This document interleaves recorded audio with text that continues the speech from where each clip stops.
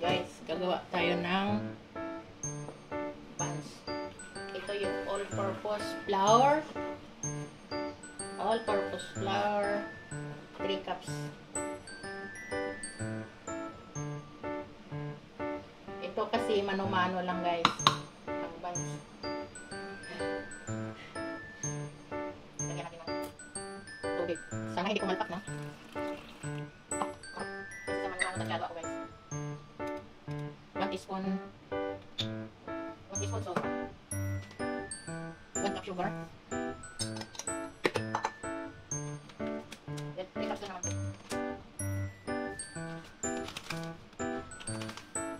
Yes. 1.5 teaspoon, yes. Teaspoon ako ng teaspoon. Tablespoon. Yan. Tapos, shortening guys.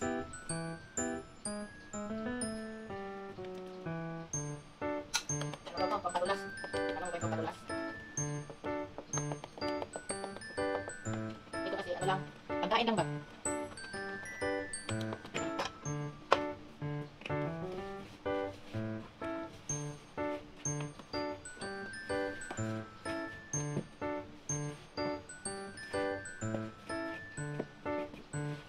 Mikos-mikos lang natin. Kasi bumibili kami ng mga tinapay sa groceries or bakery. Malayo si bakery dito. Grocery kami. So, instead na bibili, gagawa na lang. So, ito guys, ang kamay ko kahapon ko kaya nilinis is hinugasan. Nasa kamay ang totoong lasa. Kaya mikos-mikos natin.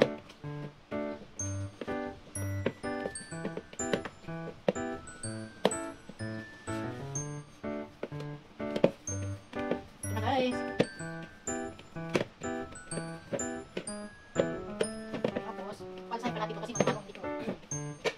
Bakery or pagawaan, may mga machine sila. Ayun, dahil sa mano-mano lang tayo, lagyan natin ng konting mantika.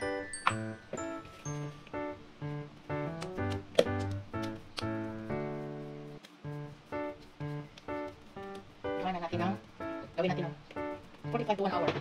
Iwanan muna natin yan. Takpan na natin.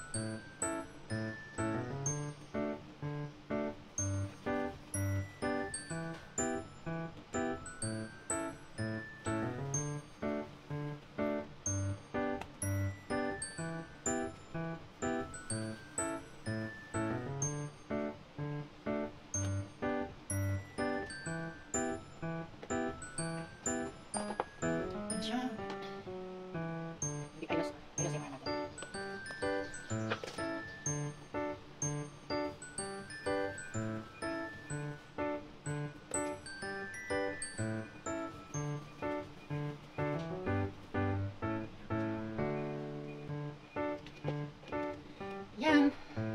Ayan naman siya. Ito na guys, lagay natin. Try and try.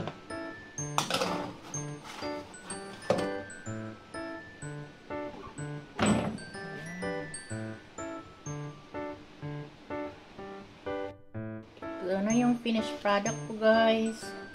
Ito yung buns. Ano man tawag sa inyo dito? Buns? Sa amin, buns yung tawag to, yung matigas na parang putok, parang ilordi. Cebu. Yan. Sarap yan.